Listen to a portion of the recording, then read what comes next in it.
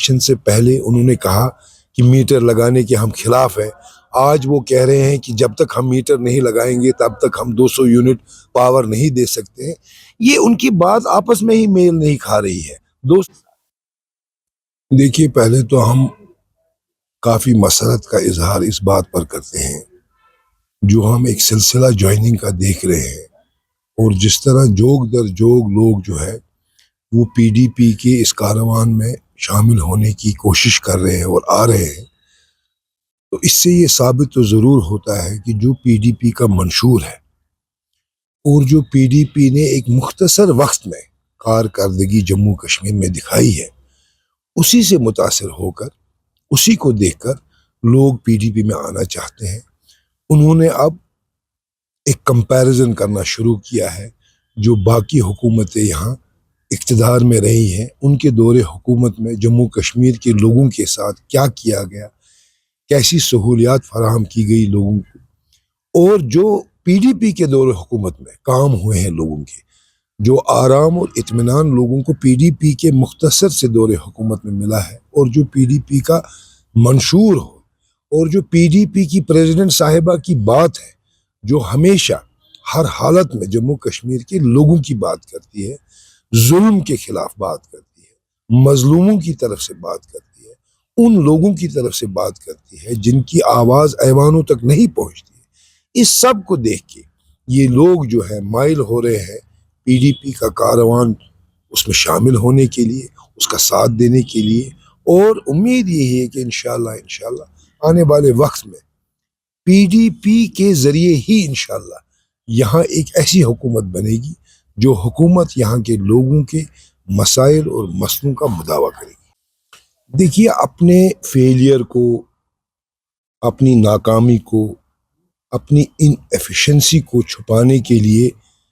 کچھ نہ کچھ تو سرکار کو کہنا ہی ہے۔ مان لیجئے اپنی ناکامی کو چھپانے کے لیے سرکار پی ڈی پی کا ہی نام لے رہی ہے، مگر حقیقت یہ ہے اقتدار ان کا ہے، حکومت ان کی ہے۔ بہت سارے ایسے کام ہیں، جیسے آپ نے ریسنٹلی سنا کتنے کروڑوں روپے کی گاڑیاں انہوں نے خریدی، کس طرح وہ ٹرانسفر کر رہے ہیں معمول کے مطابق، کس طرح وہ ایم ایل اے کی تنخواہ بڑھانے کی بات کر رہے ہیں اور کریں گے بھی انشاءاللہ، کس طرح سی ڈی ایف کی بات کر رہے ہیں۔ تو جو کام اور جو چیزیں وہ کرنا چاہتے ہیں اس کے لیے ان کے پاس اختیار ہے، لیکن جن چیزوں میں ان کی دلچسپی نہیں ہے ان چیزوں کے لیے وہ ایل جی صاحب کو، مرکزی سرکار کو ذمہ دار ٹھہراتے ہیں۔ دیکھیے، یہ تو ایک عام سا انسان بھی سمجھ سکتا ہے کہ بجلی یونٹ کی قیمت کیا ہے۔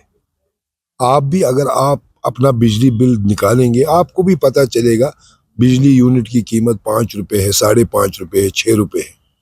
اگر آپ کو 200 یونٹ فری ہی دینا ہے، جب تک میٹر آپ لگا رہے ہیں، کیا آپ یہ 400-500 روپیہ ان کی بل میں کم نہیں کر سکتے ہیں اسی 200 یونٹ کا فیس؟ یہ کون سا اتنا مسئلہ ہے؟ یہ لوگوں کو دھوکہ دینے کا کام ہے۔ الیکشن سے پہلے انہوں نے کہا کہ میٹر لگانے کے ہم خلاف ہیں، آج وہ کہہ رہے ہیں کہ جب تک ہم میٹر نہیں لگائیں گے تب تک ہم 200 یونٹ پاور نہیں دے سکتے ہیں۔ یہ ان کی بات آپس میں ہی میل نہیں کھا رہی ہے۔ 200 یونٹ کی قیمت ہے 500 روپیہ، وہ 500 روپیہ وہ آج بھی صارفین کے بل میں سے کم کر سکتے ہیں تاکہ لوگوں کو سہولیت پہنچے۔ اور میں نے پرسوں پریس کانفرنس میں یہ کہا کہ پورے ملک میں اتنی ویلفیئر سکیمیں ہیں لوگوں کے لیے، یہ سرکار کیا اپنے لوگوں کے لیے کوئی ویلفیئر سکیم نہیں دے سکتی ہے؟ اسی بجلی کو لے لیجئے، اگر یہاں کی غریب عوام اس شدت کی سردی میں تڑپ رہی ہے، ان کے وسائل، ان کی آمدنی اتنی نہیں ہے کہ وہ یہ بجلی فیس جو ہے بہت زیادہ ہے، اس کو افورڈ نہیں کر سکتی ہے، تو کیا یہ سرکار کی ذمہ داری نہیں ہے کہ وہ ایک ویلفیئر سکیم ان صارفین کے لیے بنائے تاکہ ان کی یہ مشکلات دور ہو جائے؟ میٹر لگانا، پھر اس کے بعد 200، یہ تو لوگوں کو بہکانے کی بات ہے اور کچھ بھی نہیں۔